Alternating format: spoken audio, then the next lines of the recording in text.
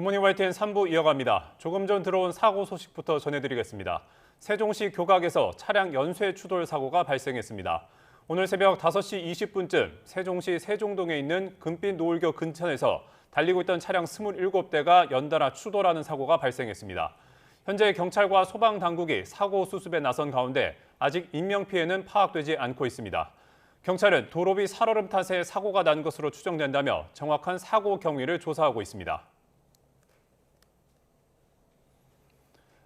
네, 경찰이 이재명 대표를 흉기로 습격한 김모 씨 주거지와 사무실 등을 압수수색했습니다. 네, 범행을 사전 계획한 것으로 볼 수 있는 단서가 나와 김 씨에게 살인 미수 혐의를 적용해 구속영장을 신청했습니다. 김종호 기자입니다. 승합차에서 내린 경찰관들이 아파트로 향합니다. 1시간여가 지나 상자와 가방을 들고 나와 아무 말 없이 떠납니다. 전자자료 같은 거 확보해 오신 게 있으실까요?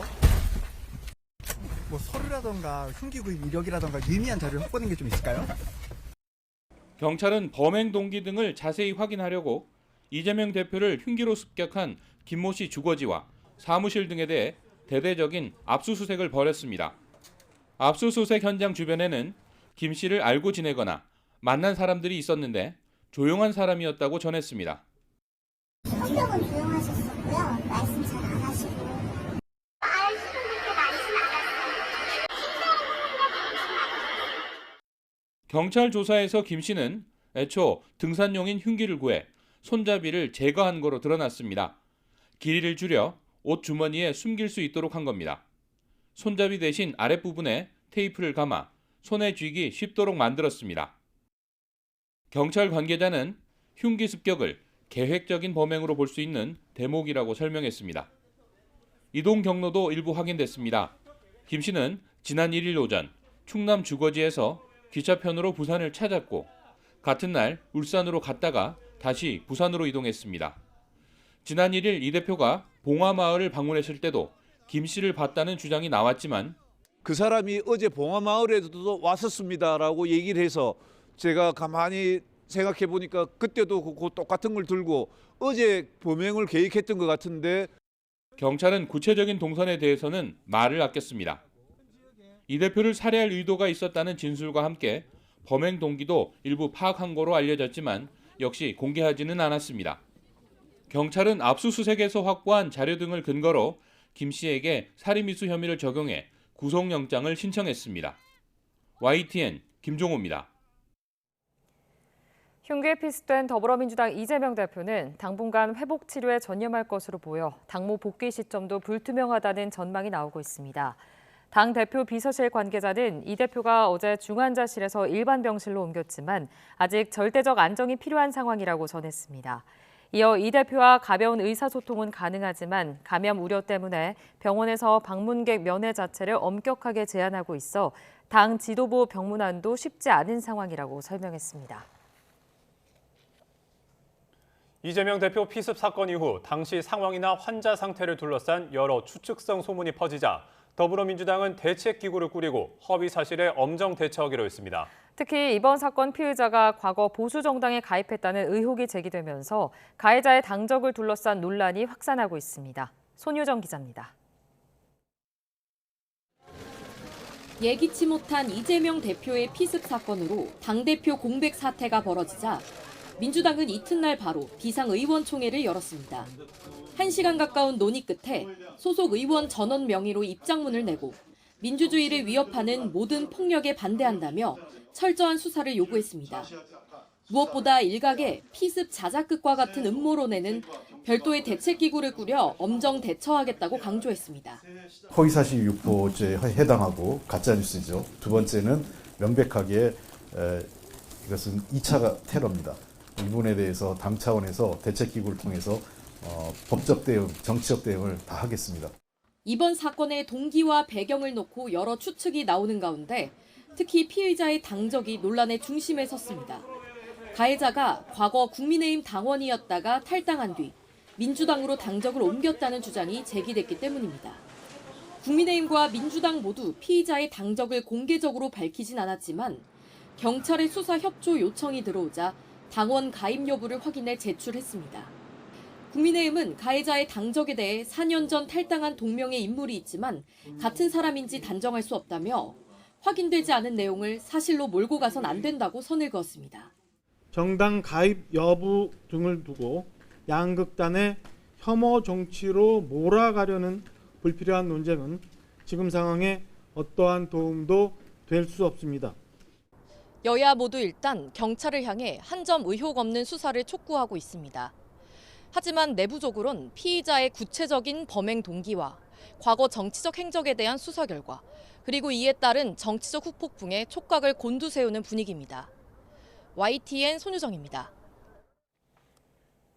더불어민주당 이재명 대표가 피습을 당해 긴급 수술을 받으면서 법원이 휴정기 이후 다음 주부터 예정돼 있던 이 대표 사건 재판들을 줄줄이 미뤘습니다. 서울중앙지방법원은 오는 8일로 예정됐던 이 대표의 위증교사 혐의 재판 첫 공판기일을 직권으로 22일로 변경했습니다. 법원은 바로 다음 날인 9일 열릴 예정이었던 대장동 성남FC 재판 역시 정상적인 진행이 어려울 거라고 보고 다시 날짜를 정하기로 했습니다. 남은 재판인 공직선거법 위반 혐의 재판도 당장 오는 19일로 잡혀 있어서 이 대표의 회복 상황에 따라 미뤄질 가능성이 있습니다. 김건희 여사 특검법 등 이른바 쌍특검법이 오늘 정부로 이송될 것으로 보입니다.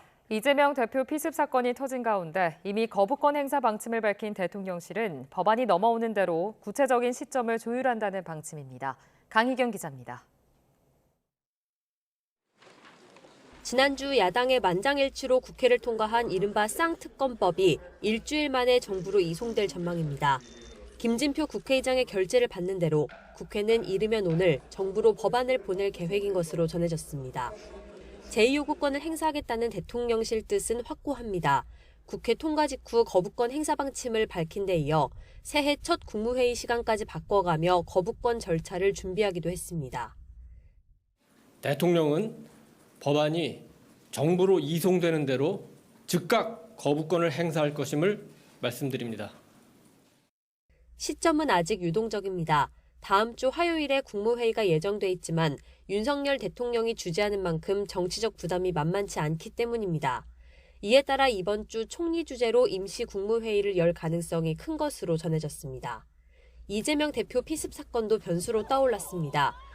거부권 행사 시점을 미룰 수 있다는 관측이 나왔지만 대통령실은 이재명 대표의 신상 문제와 법안은 별개라고 선을 그었습니다.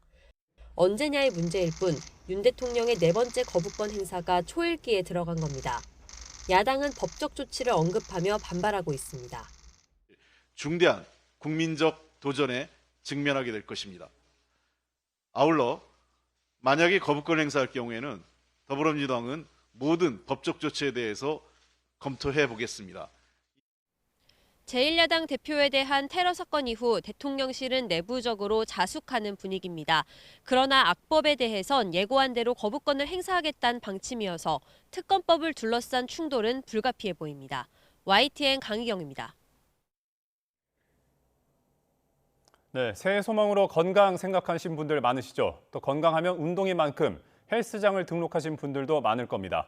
자, 새해를 맞이한 헬스장에 취재 기자가 나가 있습니다. 윤태인 기자. 네, 서울 화양동에 있는 헬스장에 나와 있습니다. 네, 아직 해도 뜨지 않은 아침인데 헬스장에 사람이 좀 있습니까? 저희 취재진이 새벽 6시부터 나와서 살펴봤는데 적지 않은 시민들이 해도 뜨지 않은 시간부터 이른 아침을 하루의 시작을 운동으로 시작하고 있습니다.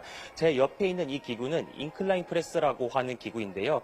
현대인들의 고질병인 심장질환을 예방하는 데 도움이 되는 윗가슴 근육을 키우는 데 제격입니다. 새해 소망으로 건강을 바라는 사람들이 많은 만큼 이른 아침 출근길에 오르기 전부터 헬스장에 나와 운동을 하는 사람들이 늘었습니다. 이곳 헬스장 관계자는 연말연시에 등록한 신규 회원이 평소 다른 달에 등록하는 회원수보다 30% 정도 많다고도 밝혔습니다. 굳은 각오로 세운 새해 소망이 작심삼일로 끝나지 않기 위해서는 조금씩 운동을 하면서 재미를 붙이고 꾸준히 계획을 이어나갈 수 있도록 해야 합니다. 건강과 직결되면서도 미용과도 연관이 있는 체중 감량 때문에 운동을 생각하시는 분들도 많으실 텐데요. 헬스 트레이너에게 직접 체중을 감량하고 특히 뱃살을 빼는 데 좋은 운동 방법을 물어봤습니다. 직접 들어보시겠습니다. 네, 지금 보여드릴 운동인데 이 운동기구 같은 경우는 행은 레그레이즈라고 해서 레그레이즈 운동입니다. 하복부 운동이라고 생각하시면 되고요. 복부는 상복부, 하복부로 나뉘어져 있는데 밑에 배를 뺄 수 있게끔 도와드릴 운동입니다. 제가 한번 보여드리도록 하겠습니다. 자, 이렇게 기댄 상태에서 발을 쭉 펴시고 발목을 당긴 상태에서 쭉 들어주시기만 하면 됩니다.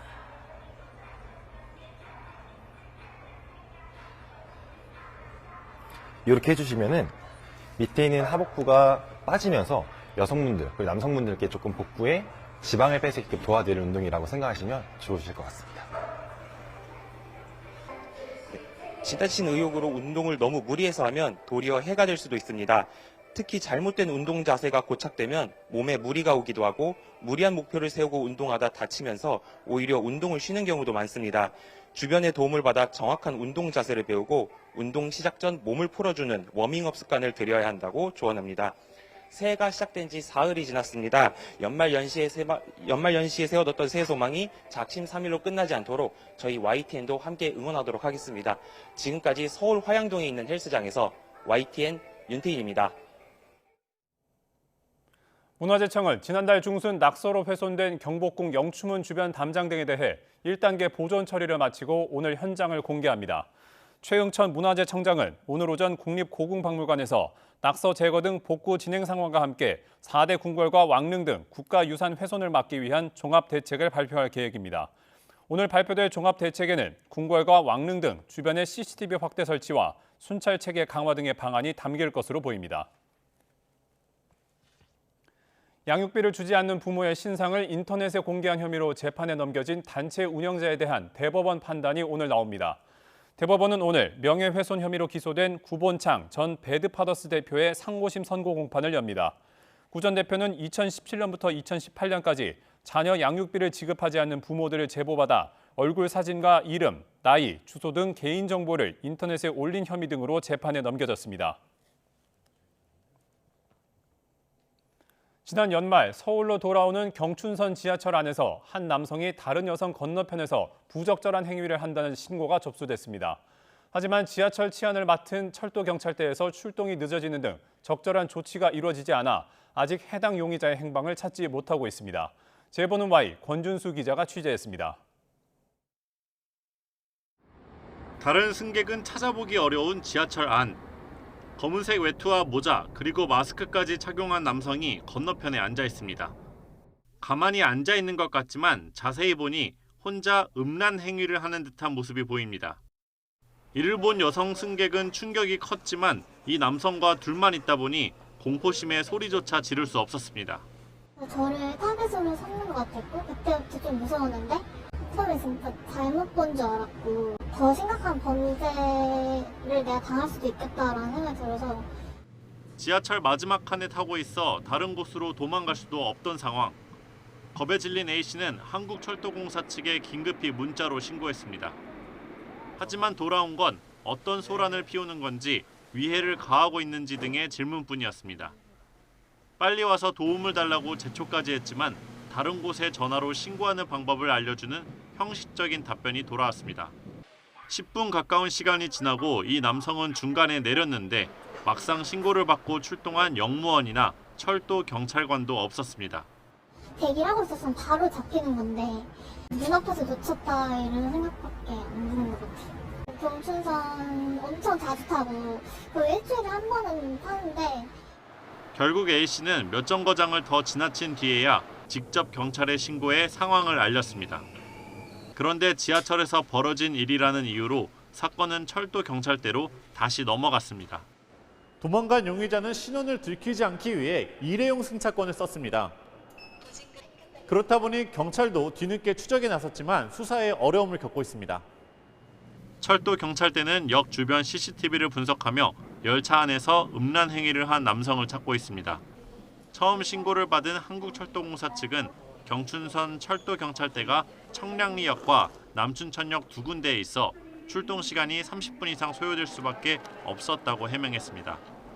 그러면서 기동팀을 주말 등 취약 시간대까지 운영하는 방안을 추진하겠다고 밝혔습니다. YTN 권준수입니다. 올해 세 차례 금리 인하를 시사한 미국 연준의 최근 회의록이 공개됐지만 금리 인하 시점에 대한 단서는 찾을 수 없었습니다. 대신 경제 불확실성이 지나치게 높다는 점을 강조하며 금리 인하 시점이 예상보다 늦어질 수 있음을 내비쳤습니다. 워싱턴 권준기 특파원입니다. 지난달 연준 회의가 끝난 뒤 제롬 파월 의장은 2024년 추가 금리 인상이 적절할지 향후 데이터를 보고 판단하겠다고 말했습니다. We will make decisions about the extent of any additional policy firming and how long policy will remain restrictive based on the totality of the incoming data. 새로 공개된 연준 회의록을 보면 당시 파월 의장이 말한 문장에는 기존에 없던 단어가 추가됐습니다. 금리 인상 필요성을 언급한 대목에서 혹시라도라는 표현을 넣어 금리 인상이 불필요할 수 있다는 관측에 힘을 실었다는 겁니다. 거의 모든 연준 위원들이 올해 금리 인하를 예상한 것도 회의록에서 확인됐습니다. 인플레이션을 거의 잡았고 물가 반등 위험도 줄어들었다고 평가했기 때문입니다. 다만 시장이 기대했던 금리 인하 시점에 대한 단서는 없었습니다. 올해 경제가 비정상적으로 높은 수준의 불확실성을 안고 있어 금리 인하 결정은 최대한 신중해야 한다는 점이 강조됐습니다. 연준 내 비둘기파 인사마저 안전벨트를 단단히 매라며 신중론에 무게를 더했습니다. Forecasting is difficult. Conditions are ever evolving. And as they do, so will our approach. So buckle up. A reminder that buckling up is the proper safety call, even if you do expect a soft landing. 올해 6번까지 금리 인하가 가능할 거라고 기대했던 시장은 회의록 공개에 실망감을 나타내며 하락세를 보였습니다. 오는 3월에는 금리 인하가 시작될 거라고 거의 확신하던 시장이 연준 회의록 공개를 기점으로 기대감을 누그러뜨릴지 주목됩니다. 워싱턴에서 YTN 권준기입니다. 과열됐던 미국 일자리 시장이 진정되고 있는 가운데 노동시장 수요 흐름을 보여주는 구인 규모도 지속적인 하락세를 보이는 것으로 나타났습니다. 미국 노동부가 발표한 구인 이직 보고서를 보면 지난해 11월 구인 건수는 879만 건으로 2021년 3월 이후 2년 8개월 만에 가장 낮은 수준을 기록했습니다. 미국 노동 수요 감소는 인플레이션 둔화세와 함께 미국 경제가 연착륙할 것이라는 시장 기대를 뒷받침할 전망입니다.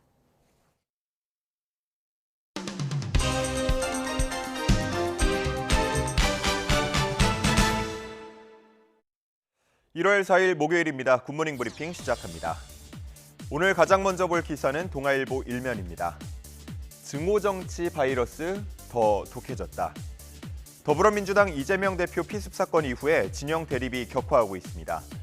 특히 유튜브나 SNS 등 온라인상에선 자신이 지지하지 않는 정치인을 향해서 노골적으로 적개심을 드러내거나 허위 정보를 확산시키는 일이 벌어지고 있습니다. 이를 보며 한 정치외교학과 교수는 21대 총선이 코로나 바이러스 속에서 치러졌다면 22대 총선은 증오 바이러스가 창궐한 가운데 치러질 거라고 말하기도 했습니다. 유튜브나 SNS 등은 알고리즘에 따라서 유사한 성향의 콘텐츠를 계속 띄워주곤 하는데 이를 지속적으로 보다 보면 더 극단적인 성향으로 치달을 수 있습니다. 그러면서 진실이 무엇인지 보다는 믿고 싶은 것만 믿고 보고 싶은 것만 보게 될 수가 있겠는데요. 전문가들은 이를 SNS에 갇힌 괴물이라고 표현하면서 우려하고 있습니다. 한편 이러한 증오 정치 문화는 정치인들이 만든 거라는 지적도 나옵니다. 일부 정치인들이 극단적인 의견을 내놓는 유튜버들과 전략적 공생 관계를 맺은 결과라는 건데요. 이런 증오 정치 문화가 증폭한다면 이번 총선이 정치 자멸로 이어질 거란 우려가 나옵니다. 국민을 대표할 후보와 공약에 대한 검증 없이 그저 상대 진영에 대한 증오를 기반으로 한 분노 투표로 물들 수 있다고 걱정하는 겁니다. 다음은 안표 문제를 다룬 한국일보 기사 보겠습니다. 연말을 맞아서 공연을 보려고 계획했던 분들 어려운 티켓팅에 한번 낙담하셨을 거고 온라인상에서 버젓이 거래되고 있는 안표를 보면서 또 한번 속이 상했을 겁니다. 저도 그랬습니다. 속은 쓰리지만 간절한 마음에 웃돈을 붙여서 안표를 구매한 분들도 있을 텐데요. 판매자가 돈만 받고 잠적하는 경우도 늘면서 관련 신고도 급증했습니다. 매해 반복되는 얘기지만 현행법상 막을 방법이 없다는 게 더 큰 문제로 지적되는데요. 현재 안표 매매는 경범죄 처벌법에 근거해서 단속하고 벌금은 20만 원에 불과합니다. 그것도 경기장이나 역 근처, 오프라인 매매만 대상으로 삼기 때문에 온라인에서 매크로를 통해서 얻은 안표를 거래하는 건 단속이 어려운 실정입니다.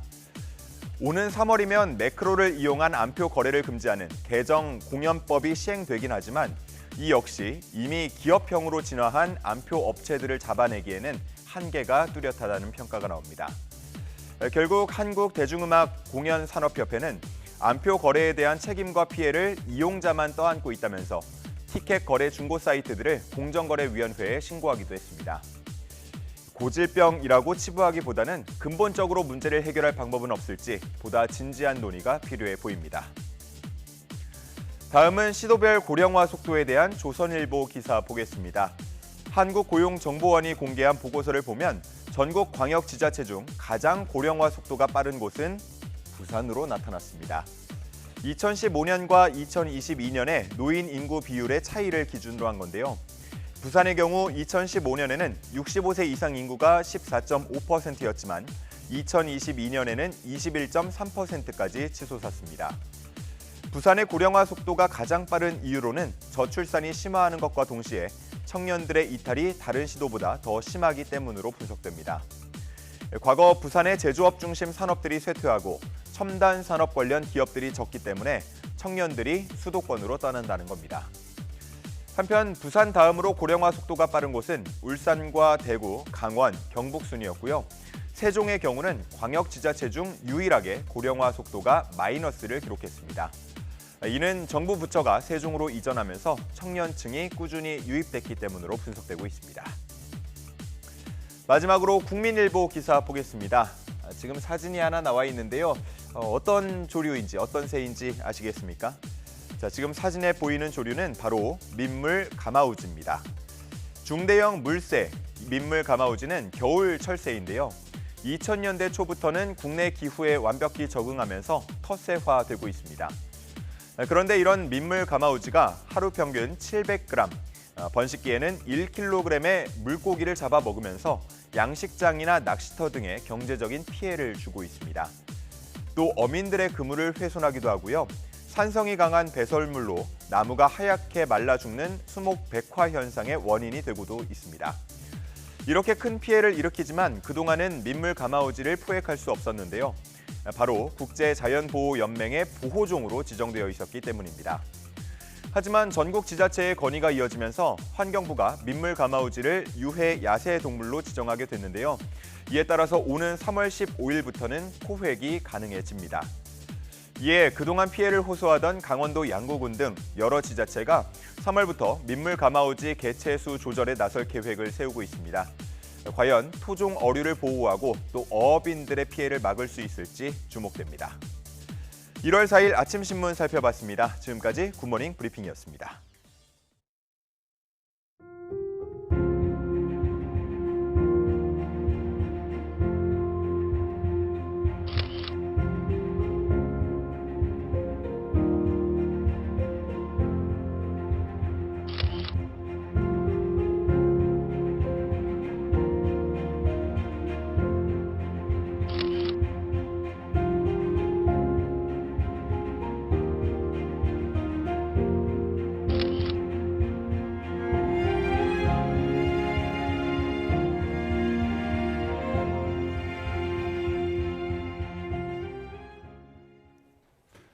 이란의 국민적 추앙을 받는 혁명수비대 사령관의 추모식에서 두 차례 폭발이 일어나 103명이 숨지고 200명 가까이 부상하는 참극이 벌어졌습니다. 미국은 이 사고와 이스라엘은 무관하다면서 사태 확산을 경고했지만 중동 정세가 심상치 않습니다. 보도에 이상순 기자입니다.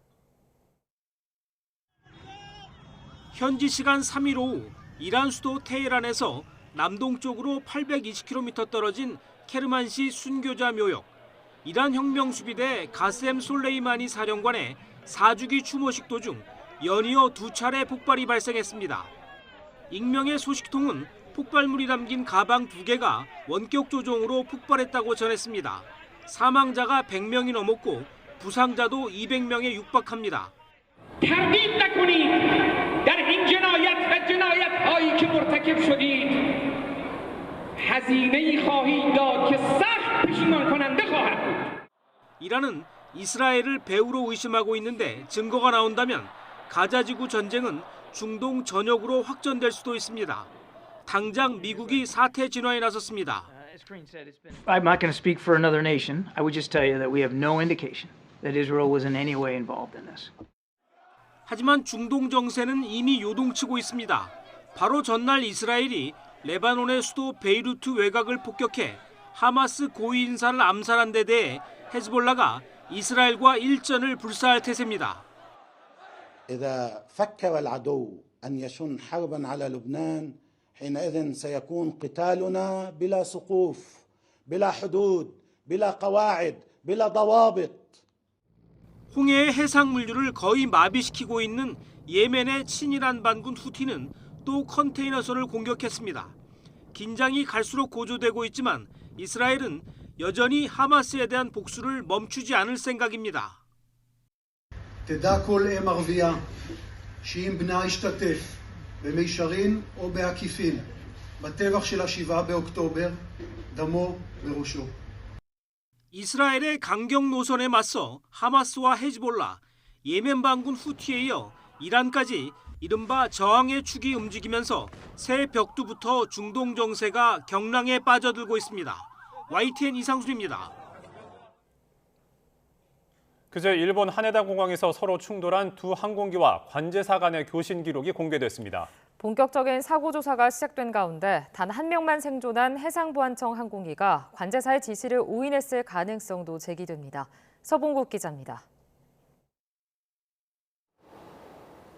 국토교통청이 언론에 공개한 교신 기록입니다. 사고 직전인 2일 오후 5시 45분쯤 하네다 공항 관제사는 착륙 차질 없음으로 잘 516편 여객기 측에 전했습니다. 같은 시각 JA722로 표기된 해상보안청 항공기엔 활주로 정지 위치까지 지상 주행하라고 요청했다고 나와 있습니다. 자알기는 지시에 따라 착륙을 시도했지만 해상보안청기가 정지 위치가 아닌 활주로 쪽으로 방향을 틀면서 충돌한 것으로 볼 수 있는 부분입니다. 당초 이륙 허가를 받았다고 진술한 해상보안청기의 과실일 가능성이 있지만 조사에 착수한 일본 당국은 아직 신중한 입장입니다. 一つの材料になると思いますが、細かい点については今の段階で私から申し上げることはできませんので、その点ご理解をいただきたいと思います。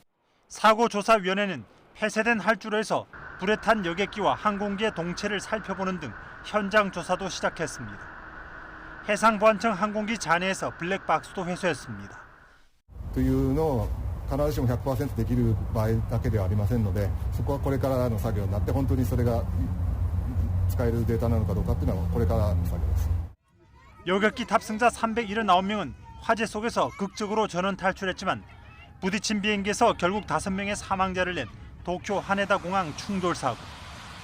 해상보안청 항공기가 활주로에 진입한 경위가 관건인 가운데 일본 경찰은 업무상 과실치사 혐의도 염두에 두고 있습니다. YTN 서봉국입니다.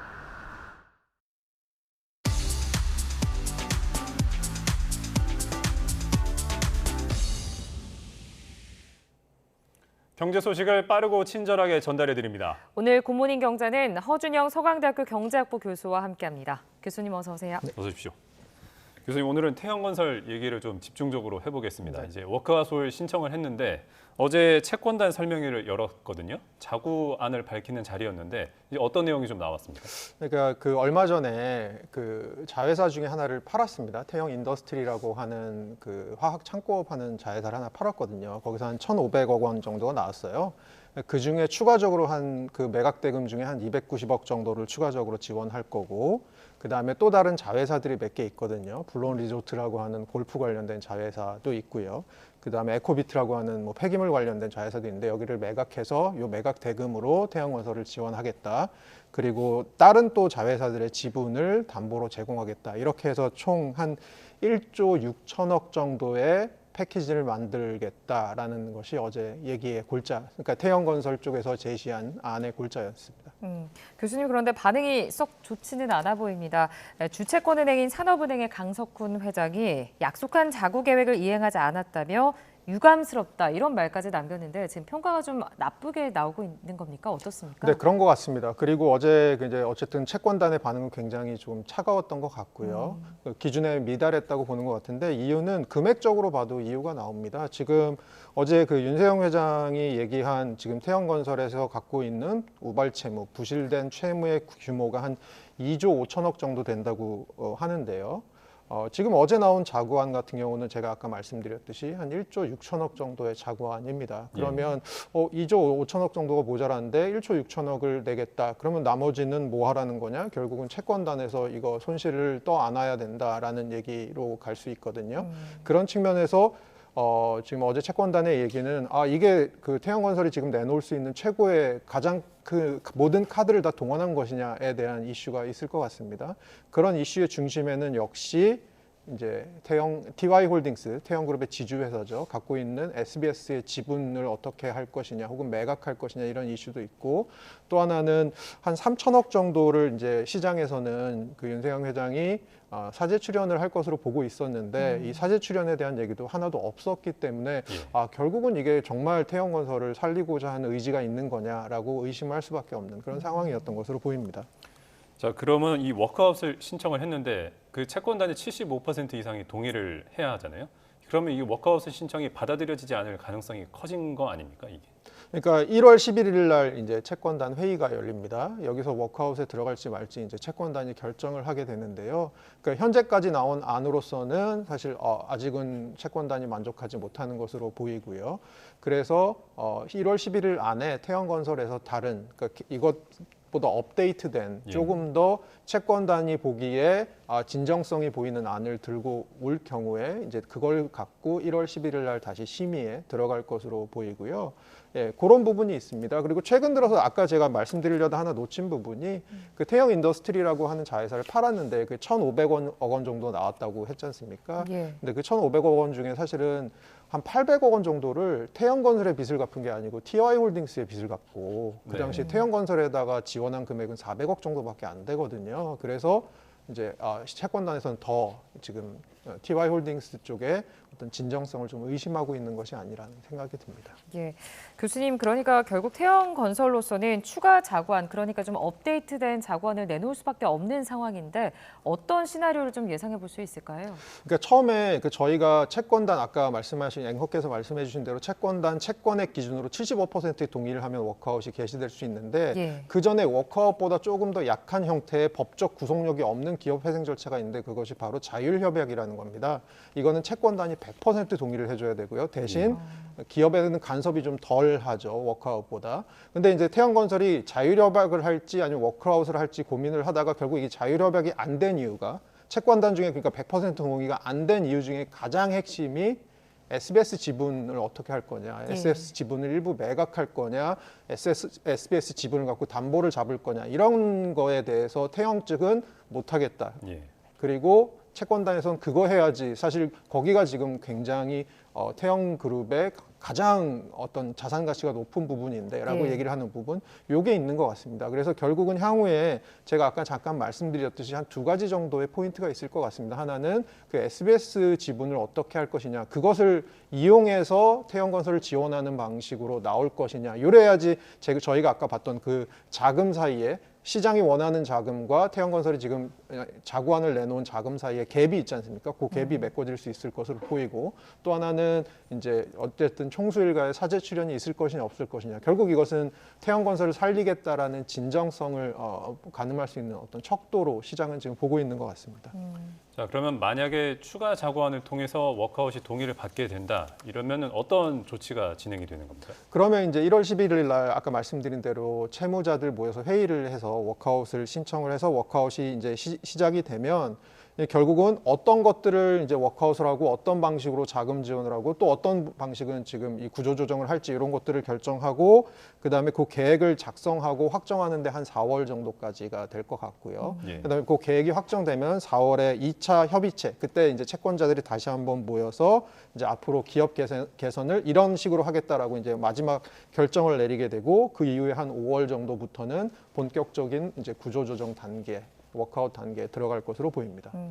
교수님 그럼 반대로 끝끝내 워크아웃에 이제 동의를 받지 못한다면 태형건설의 미래는 좀 어떻게 되는 겁니까? 보통 이럴 경우에는 법정 관리로 가게 됩니다. 네. 이게 법정 관리라고 하는 거는 그 채권단이 제3자 관리인을 지정해서 기업의 활동을 전반적으로 관리를 하는 것이 되는 거죠. 그러면 결국은 기업의 입장에서는 뭐 수주 계약을 새로 한다거나 아니면 입찰에 참여한다거나 아니면 뭐 외환 거래를 한다거나 이런 전반적인 기업을 활동할 수 있는 자율성은 없어지게 됩니다. 한마디로 경영권은 잃게 되는 거고요. 그러면 이제 사실 기업의 정상적인 영업이 불가능하게 됩니다. 세상에 어느 법정 관리한 기업이랑 뭐 예를 들어 수주 계약을 하고 그 기업에 납품을 하고 하겠습니까? 그래서 결국은 이제 경영권이 없어지게 되는 거고요. 그래서 이렇게 되는 과정으로 넘어가는 게 법정 관리입니다. 근데 이제 법정 관리했어도 예를 들어서 기업의 존속 가치가 기업을 이게 매각하는 것보다 높지 않다라고 판단하면 기업을 청산할 수도 있게 되게 되는 거고요. 되게 되는 거고요. 결국 이런 과정으로 가게 되는 건데 결국은 여기까지 갈지 사실은 그것은 조금 저희가 지켜볼 부분이 있을 것 같습니다. 자, 그런데 어제 주식시장에서는 좀 이제 묘한 일이 벌어졌죠. 이 태형건설과 관련한 종목이 상승을 하는 현상이 벌어졌습니다. 이게 어떤 것 때문에 그런 겁니까? 그러니까 아무래도 그 시장에서는 한 두 가지 정도가 있을 것 같습니다. 지난달로 돌아가 봐야 될 것 같은데요. 지난달 한 중순부터 태형건설 워크아웃 소식이 이제 들어오기 시작해서 시장에 돌기 시작했습니다. 이때부터 태형건설 주식이 급락을 그리고 태형건설 관련된 주식들이 급락을 하기 시작했거든요. 이때 개인들은 순매수를 하고요. 기관이랑 외국인들은 순매도를 했습니다. 그러니까 기관형 외국인들이 판 걸 개인들이 산 거죠. 왜 이런 일이 벌어졌느냐? 결국은 조금 더 싸진 거 그리고 향후에 정부가 어쨌든 들어와서 혹은 채권단이 들어와서 지원을 발표할 거다. 결국은 이게 부동산 PF 문제에 어떻게 보면 서막인데 이 서막에 있어서 향후에 부동산 PF가 조금 더 우려가 됐을 때 아예 일찍 부실화되는 기업들이라면 오히려 정부나 채권단 쪽에서 이게 개입할 여력이 있을 거다라고 생각해서 아마 요것 때문에 저가 매수세가 몰린 것 같고요. 그리고 최근 들어서는 어쨌든 간에 어제 그 태형건설의 어떤 자구안 발표 이전까지는 결국 자구안이 꽤 괜찮은 게 나오지 않겠냐. 그러면 좀 쌌을 때 샀다가 팔 수 있지 않을까. 이런 어떤 그 투자 심리가 발동된 게 아닌가라고 보고 있습니다. 네. 그런데 교수님 이번 이 태형건설 사태가 결국엔 태형건설로만 끝나지 않을 것이다. 이런 문제도 지금 우려도 나오고 있거든요. 결국에는 좀 자본시장에 영향을 미칠 가능성이 있다. 이런 평가가 나오고 있는데 이 부분에 대해서 좀 어떤 우려가 있습니까? 그러니까 결국은 태형건설발로 시작된 어떤 자본시장의 채권의 경색 같은 것들이 있을 수 있죠. 예를 들어서 태형건설 저희가 보통 이제 자라 보고 놀란 가슴, 소뚜껑 보고 놀란다고 하지 않습니까? 그러면 결국 태형건설로 시작된 이 부동산 PF 혹은 건설업 관련된 어떤 이런 신용시장의 경색이 다른 기업들이 예를 들어서 아주 건실한 건설 기업이 채권을 발행하더라도 너네 건설 기업이잖아. 그러면 태형처럼 되지 말라는 법 어디 있어라고 생각하면 그 기업들이 사실은 굉장히 높은 금리의 자금 조달을 해야 채권을 발행해야 되는 거죠. 그러니까 전반적으로 채권 금리가 올라갈 가능성이 있고요. 채권 금리가 올라간다. 그러니까 회사채 금리가 올라간다는 것은 결국은 이 건설 기업들의 자금 조달이 점점 비용이 높아지게 된다라는 얘기가 됩니다. 최근에 사실 제가 관련된 분들하고 좀 얘기를 해봤는데요. 그 사실 이게 코로나 이전이나 코로나 이후에 저희 금리 올라가기 전에는 한 3-4% 정도로 이게 발행이 되거나 혹은 부동산 PF 대출이 나왔답니다. 근데 최근에 그 금리가 12%, 13% 정도까지 거의 뭐 금리가 거의 9%, 10% 지금 올라온 상황이라고 봅니다. 그러면 12%, 13% 대출을 해서 수익을 낼 수 있는 부동산 기업이 얼마나 될까라는 생각을 저희는 해볼 수 있는 거죠. 그런 측면에서는 사실 제가 아까 말씀드린 대로 태형건설발 이 자금 경색이 이제 채권 시장 자체 금리 조달 금리를 채권 조달 금리를 좀 밀어올릴 가능성 이런 것들이 추후 남아 있는 것이 아닌가라는 생각이 듭니다.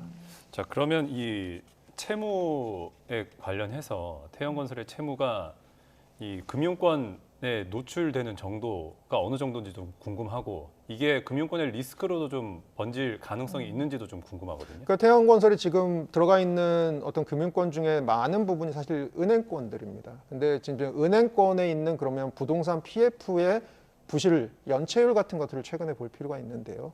은행권의 부동산 PF 연체율은 지금 0%대로 상대적으로 낮게 유지되고 있고요. 저희가 그러면 부동산 PF 연체율 높다고 하지 않았어? 그거는 주로 비은행권, 뭐 저축은행이라던가 이런 데서 지금 나오고 있는 부동산 예. PF 연체율이 높은 거고요. 은행권은 상대적으로 낮고 예. 은행권에서 지금 태형건설이 많이 들어가 있거든요. 그래서 자구안만 제대로 나오고 워크아웃이 계획대로 진행되면 지금 현재 시장의 뷰는 이 태형건설발 어떤 이런 사태가 저희가 작년에 레고랜드 사태처럼 네. 그렇게 시장 전체를 얼릴 가능성은 조금 적지 않을까, 혹은 은행권이나 금융권의 시스템 리스크로 전이될 가능성은 적지 않을까라고 보고 있고요. 거기에 있어서 상대적으로 조금 다행인 점은 작년에 레고랜드 사태 때는 사실 저희가 금리 인상의 한복판에 있었습니다. 우리도 그렇고 미국도 그렇고. 하지만 지금은 미국발 금리 인상이 어쨌든 간에 거의 이제 종료되는 것으로 기조가 가고 있고, 한국은행도 그 시점을 지금 이제 우리나라 금리 결정에 조금 반영하고 있는 시점이기 때문에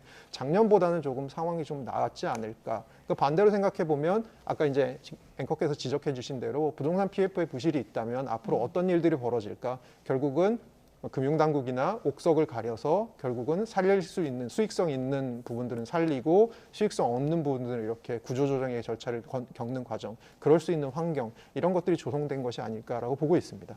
알겠습니다. 자, 태형건설 이야기는 여기까지 해보고 끝으로 해외 증시 상황도 좀 짚어보겠습니다. 간밤에 연준의 FOMC 의사록이 공개가 됐는데 아무래도 시장에서 좀 관심을 가졌던 부분이거든요. 어떤 내용이 담겼습니까? 그러니까 생각보다 시장에서 결국은 얘기한 건 금리를 3월부터 인하할 거라는 건데 예. FOMC 의사록은 그냥 그것보다는 훨씬 더 보수적인 FOMC의 예. 관점이 나온 거고요. 저희가 작년 12월에 FOMC가 2024년에 금리 몇 번 내릴까라고 점도표를 한번 찍어보니까 평균적으로 3번 정도 내릴 거라고 찍었잖아요. 근데 지금 시장은 6번 정도 내릴 거라고 보고 있습니다. 이 간극이 굉장히 큰데 어제 의사록에서는 그 연준의 그 뷰, 인플레이션이 잡히는 속도는 느릴 거고 예. 우리는 한 3번 정도 2024년에 내리는 것이 가장 바람직하다고 생각한다. 이런 뷰가 그대로 담겨 있다고 보시면 될 것 같고요. 그런 측면에서 여전히 시장과 이 연준 사이의 어떤 인플레이션과 금리를 바라보는 관점에 여전히 간극은 좀 있다라는 생각이 좀 들고요. 그래서 제가 그걸 한번 찍어봤습니다. 그러니까 시장의 금리 선물 시장에서 향후에 언제 금리를 내리고 얼마나 내릴지 미리 금리 선물 시장에 반영해서 나오는 확률들이 있지 않습니까? 예. 그거랑 실제로 사후적으로 연준이 금리를 조정한 걸 찍어보니까 시장은 항상 추세적으로 앞서가더라고요. 그래서 지금도 아마 그 정도의 간극이 있지 않을까 생각하고요. 올 1월에 이제 FOMC가 있습니다. 그때 한번 시장과의 간극이 좀 좁혀지고 3월쯤 가면 조금 더 향후의 연준의 정책 방향에 대한 많은 힌트들이 나오지 않을까라고 보고 있습니다. 그러니까 시장이 금리 인하 가능성을 과도하게 보고 있다. 지금 이 말씀이신 거죠? 예, 그게 여러 가지 이유가 있습니다. 제가 보기엔 크게 그냥 여러 가지 이유 중에 2가지 말씀드리고 싶은 게, 첫 번째로는 인플레이션 내려가는 속도에 있어서 연준과 시장이 바라보는 차이가 있는 것 같습니다. 시장은 연준보다는 인플레이션 빨리 잡힐 걸 이렇게 생각하고 있고요. 두 번째로는 금리 좀 이제 내려줘라는 시장의 바람도 그 안에 어느 정도 녹아들어 있는 것 같습니다. 알겠습니다. 오늘 굿모닝 경제는 여기까지 듣도록 하겠습니다. 지금까지 허준영 서강대 경제학부 교수와 함께했습니다. 교수님 고맙습니다. 고맙습니다.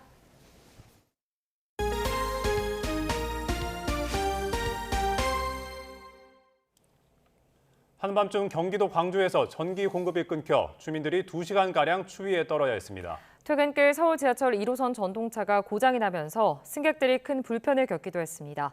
밤사이 사건 사고 소식 엄윤주 기자가 전해드립니다. 칠흑 같은 어둠 속 전등 스위치를 눌러봐도 깜깜하기만 합니다. 냉장고 문을 열어봤더니 전혀 작동하지 않습니다.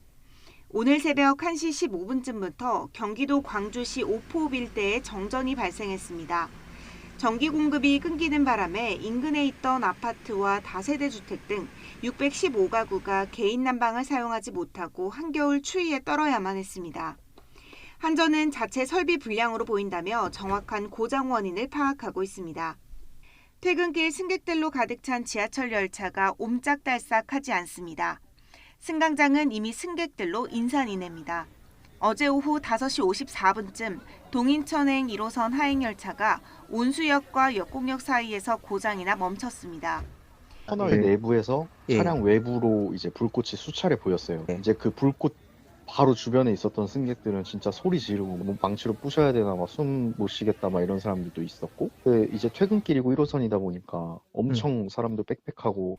이 사고로 1호선 하행선 일부 구간 열차 운행이 10여 분 지연됐고 승객 500여 명이 역곡역에서 다른 열차나 교통수단으로 갈아타는 등 불편을 겪었습니다. 앞서 어제 오후 4시 반쯤엔 경남 창원시 의창구 도계동에 있는 다가구 주택 4층에서 불이 났습니다. 이 불로 휴가를 나와 집에 머물던 20대 군인이 4층 베란다에서 불길을 피하려다 추락하면서 크게 다쳤습니다. 경찰과 소방당국은 정확한 화재 원인을 조사하고 있습니다. YTN 엄은주입니다. 문이 잠기지 않은 차량을 훔쳐탄 일당에 대해 경찰이 수사에 나섰습니다. 인천 계양경찰서는 어제 오전 차량 절도 신고를 접수하고 용의자 3명을 추적하고 있습니다. 이들은 어제 새벽 3시 40분쯤 인천 작전동 주택가 도로에서 문이 잠기지 않은 채 주차된 차를 훔친 혐의를 받습니다.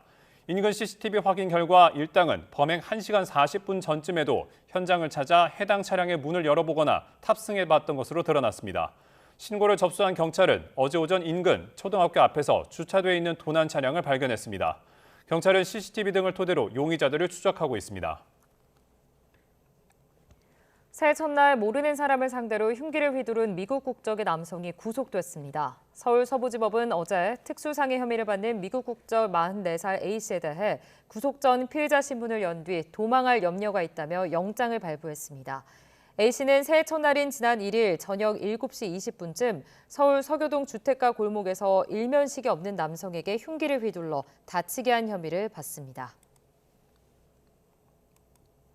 철강 공장에서 일하다가 감전으로 숨진 노동자의 원청업체 대표이사가 기소됐습니다. 수원지방검찰청 평택지청은 어제 원청업체와 대표이사를 중대재해처벌법 위반 혐의로 불구속 기소했습니다. 또 공장장과 하청업체 대표이사를 산업안전보건법 위반 혐의로 함께 재판에 넘겼습니다.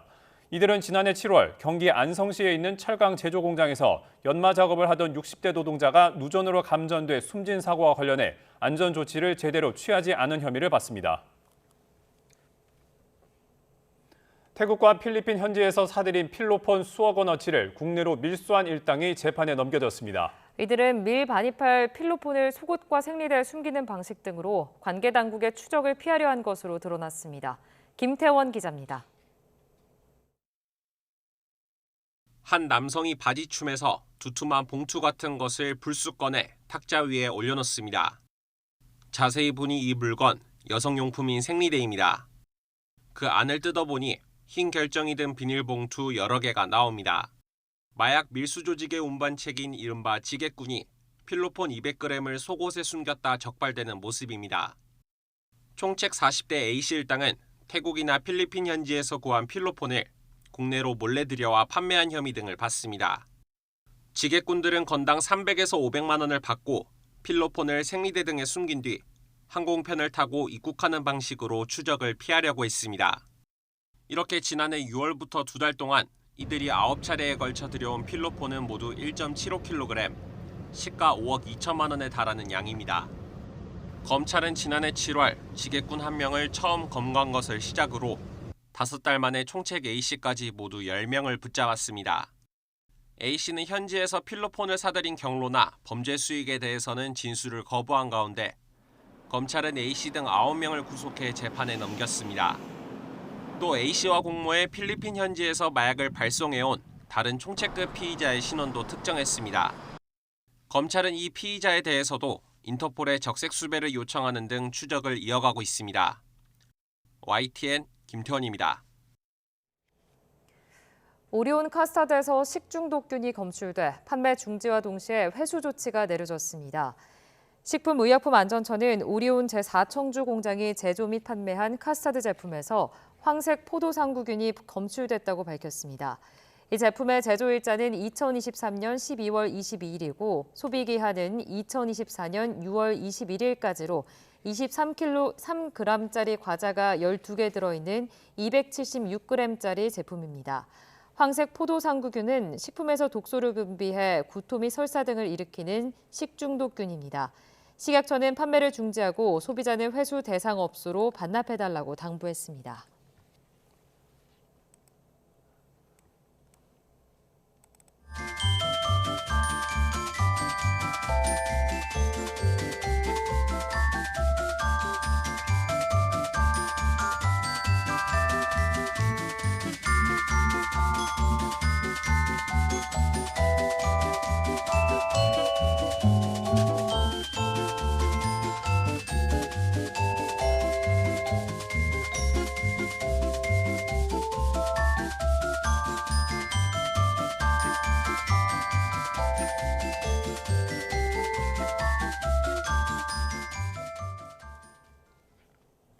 인기 판다 푸바오의 쌍둥이 동생들이 첫 야외 나들이를 나왔습니다. 생후 6개월 된 쌍둥이들은 그동안 방 안에서 지내며 SNS로만 모습이 공개됐었는데요. 오늘부터는 실물로 직접 만날 수 있습니다. 임혜진 기자가 전해드립니다.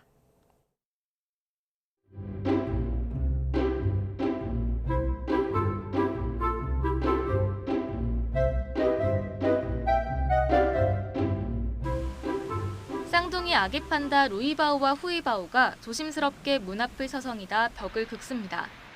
처음 만나는 낯선 세상에 바짝 긴장한 모습입니다. 보다 못한 판다 할아버지가 번쩍 들어 야외 사육장 한가운데 데려다 줬더니 용기 내 걸음을 떼봅니다. 엄마 곁에 가자 마음이 놓였는지 제 키보다 높은 탁상에 오르려 안간힘을 쓰고 외나무 위에서 몸을 이리저리 굴려보며 중심을 잡아보기도 합니다. 손뭉치를 연상케 하는 이들은 인기 스타 푸바오의 3살 터울 동생들입니다. 루이바오와 후이바오는 지난해 7월 한국에서 자연 번식으로 태어난 국내 첫 쌍둥이 판다 자매입니다. 지난해 10월 70만 명의 참여로 슬기로운 보물과 빛나는 보물이라는 뜻의 멋진 이름도 얻었습니다. 180일 되는 날이고 지금 이제 엄마 젖을 먹고서 걸음걸이를 하고 지금 엄마를 따라서 잘 다닐 수 있는 정도까지 성장을 했어요. 둘이서 의지하고 활동하는 게 있기 때문에 엄마가 조금 더 안심하고 먹이를 안정적으로 잘 먹고 이런 행동들을 보이고 있어요. 그동안 실내 분만실에서 지내던 쌍둥이들이 본격적인 바깥 나들이에 나섭니다. 지금까지는 온라인 화면 속에서만 만날 수 있었는데 이젠 일반인들도 두 눈으로 직접 볼 수 있게 된 겁니다. 관람객들도 귀여운 막내들을 볼 수 있다는 생각에 기대가 큽니다. 우선은 귀여워서 실제로 귀여워서 좋아하고요. 그리고 뭔가 대나무 뜯는 모습도 되게 사람 같고 뭔가 친근한 느낌이어서 좋아합니다. 인터넷에서 이름 투표할 때 이름 투표도 직접 루이우리로 했는데 이름이 그걸로 된 부분이거든요. 그래서 실물은 꼭 보러 올 예정입니다. 에버랜드는 조만간 푸바오 3자매를 포함한 5판다 가족을 동시에 만나볼 수 있는 행사도 마련한다는 계획입니다. YTN 임혜진입니다. 유럽의 세계적인 선수들이 가득한 프로 당구 투어에서 올 시즌 벌써 팀리그 2승, 개인전 1승을 거둔 선수가 있습니다. 세계적인 수준에 올라선 우리나라의 당구 실력을 보여준 슈퍼맨 조재호 선수를 김동민 기자가 만나봤습니다. 슈퍼맨 조재호 선수가 하이원 리조트 챔피언십에서 레펜스를 꺾고 이번 시즌 첫 우승을 차지합니다. 1라운드 우승해가지고 포스트 시즌 확정을 처음 졌을 때 그때가 가장 깊었었던 것 같고 하이원 때 우승은 다행이다. 이번 시즌에도 하나는 했구나. 자신만의 전용 연습장에서 훈련은 거의 매일 하는 편이지만 공을 많이 치지는 않습니다. 빨리 치면 10초, 15초 안에 공을 선택을 해서 빨리 치는데 연습을 할 때는 되려 모든 코스와 힘 조절과 다 배분해서 생각 다 끝마치고 한 큐를 치는 연습을 하거든요. 그러면 한 10큐 치면 10분이 금방 지나가죠. 당구 동호인의 실력이 느는 팁과 멀리 있는 공의 두께 조절 방법에 대해 묻자 프로다운 답변이 돌아옵니다. 핸디는 올리셔야 더 열심히 치고 그 한 점을 올려야 더 한 게임이라도 더 잘 치려고 하고 노력을 하시는데 그 핸디를 안 올림으로써 안 넣으시는 분들이 제가 봤을 때는 한 80-90% 되세요. 나의 자세를 믿고 한 발짝 뒤로 물러서셔서 바라보면서 엎드리는 습관을 들이시면은 두께가 훨씬 좋아지실 겁니다라고. 당구의 매력으로는 어렵다는 것을 꼽았습니다. 에버 1이라는 숫자를 치기가 정말 어려운 스포츠거든요. 근데 우리나라 사람들이 또 쉬운 것보다는 또 약간 어려운 걸 또 좋아하는 그런 민족인 것 같아요. 세계적인 선수들이 즐비한 PBA 투어에서 발군의 실력으로 한국 당구의 자존심을 지켜준 조재호. 연습장에서의 그의 눈빛은 이제 2024년 챔피언을 종조준하고 있습니다. 5라운드 끝나고 나면 포스트 시즌. 그 포스트 시즌을 들어가면은 우승해야죠. YTN 김동민입니다. 프로축구 K리그 팀들도 올해 새로운 마음으로 새해 일정을 시작하고 있는데요. 네, 특히 지난해 나란히 하위 스플릿으로 떨어져 사령탑을 바꾼 서울과 제주의 각오는 더 남다릅니다. 새로운 판도 변화를 몰고 올 수 있을지 두 감독을 만나보시죠. 이경재 기자가 전해드립니다. 프로축구 최초로 단일 시즌 첫 40만 관중. 국내 프로스포츠 역대 최다인 한 경기 평균 22,600여 명을 끌어모았지만 FC 서울은 지난해 4년 연속 하위 스플릿이라는 초라한 성적표를 받아들였습니다. FC 서울의 처방은 검증된 지도자 김기동 감독이었고 김 감독의 새해 출사표는 명확했습니다. 성적이 좋아야 서울담이 우선 나오지 않을까라는 생각이 들어요. 성적에 대해서 좀 더 신경을 쓰고 지금 당장 우승을 논할 수는 없지만 ACL을 목표로 올해는 준비를 해서 성과를 내도록. 김기동 감독은 경직된 조직 문화를 바꾸고 개인 기술에 비해 부족한 조직력과 떨어진 선수단의 자존감을 끌어올려 서울의 변화를 이끌겠다는 각오입니다. 감독인 나를 믿었으면 좋겠다는 얘기들을 해주고 싶고 나를 믿고 따라와 준다면 이루어낼 거라는 것을 보여주고 싶습니다.